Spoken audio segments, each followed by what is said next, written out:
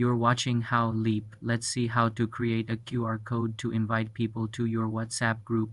Open the WhatsApp app and go to the Chats tab.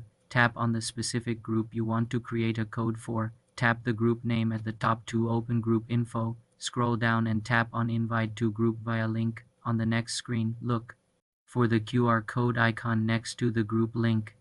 It looks like a small square of black and white patterns. Tap this QR code icon. Your group's unique QR code will now be displayed. To share it, tap the share icon in the top right. You can now send the QR code image directly to a contact, save it to your phone's gallery, or even print it. Anyone can scan this QR code with their phones, camera, or WhatsApp's built-in QR scanner to instantly receive an invite to join the group.